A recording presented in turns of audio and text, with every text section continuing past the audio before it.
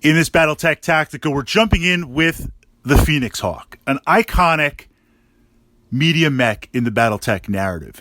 And as we see the Catalyst plastics deploy, I have to say the sculpt looks fantastic, and we have been waiting. I have been waiting a long time for a proper sculpt, updated sculpt Phoenix Hawk.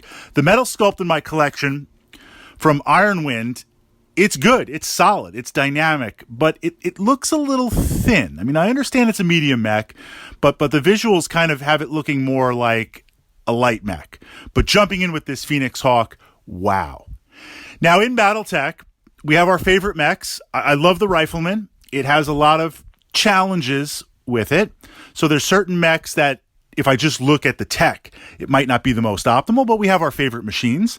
Then there's certain mechs that are very, very focused in what they do and very good at what they do if you can get in the exact right position.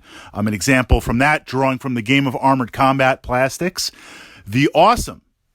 And then there are mechs that are just all around great machines. If you don't know the hex map you're going to be playing on, if you don't know the forces that you're going to be going up against, if you don't know the mission, you're going in blind, the intel's just not there, the Phoenix Hawk, the Catapult, and other similar machines are just amazing, amazing mechs. So having a Hawk in your collection or fielding it on the table, you have options. It's going to be solid. So the first thing that we're looking at is the large laser. Large laser is kind of in this is the primary armament of the medium mech of the Phoenix Hawk. It's kind of in that in-between place. It doesn't have the extreme range and the damage of the PPC. You're losing 2 points of damage from 10 to 8, but you don't have that heat buildup. And on a medium mech, on all mechs we want to watch heat, but especially on a medium mech, we need to watch heat. So I feel like having that large laser pushes out the damage, pushes out the range, and gives us some significant bite. You might see a PPC on a medium mech, but then it kind of limits some other options. Or as a primary weapon, you also tend to see maybe an autocannon. The Phoenix Hawk with that large laser, good, solid. We complement it with 2 medium lasers, and medium lasers, Inner Sphere Tech, are the best weapons in the game.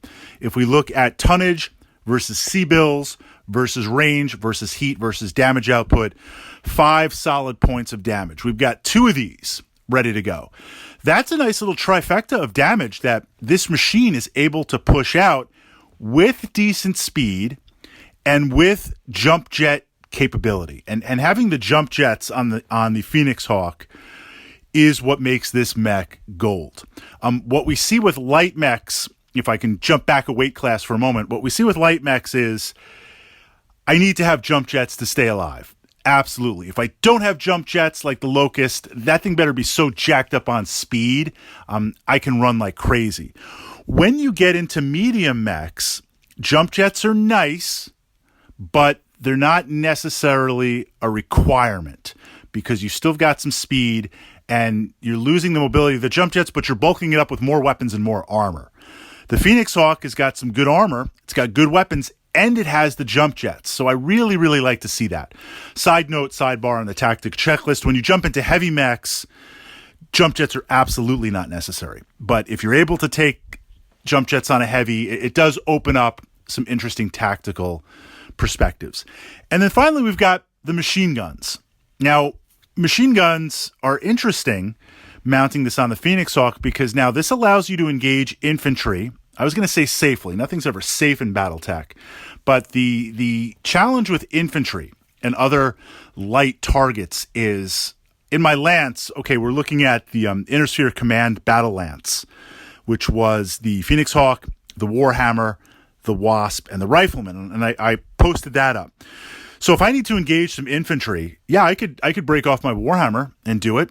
It's got the machine guns, it's got the stuff to do it.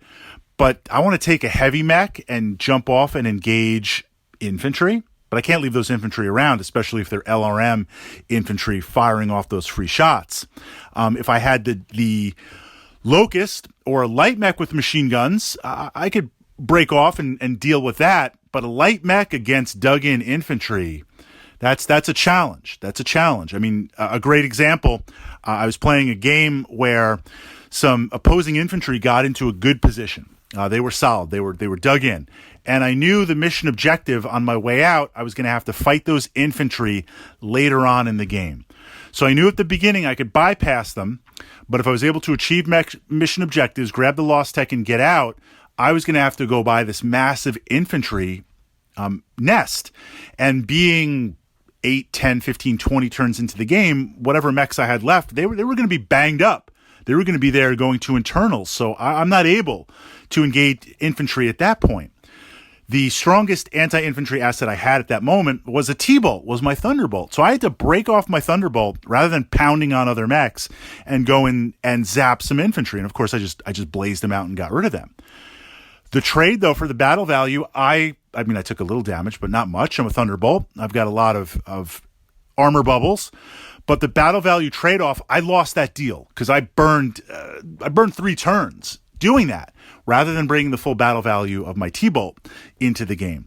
So the Phoenix Hawk, having that machine guns with the jump jets, with the ability to engage a variety of targets through the lasers, it's just solid. It's just a great mech. And if you had to inherit a mech, play a mech from that RPG narrative, or you're sitting there saying, I don't know what map I'm going to fight on, having a Phoenix Hawk in your lance is absolutely very, very, very, very solid and a fantastic, I consider it an auto-include mech.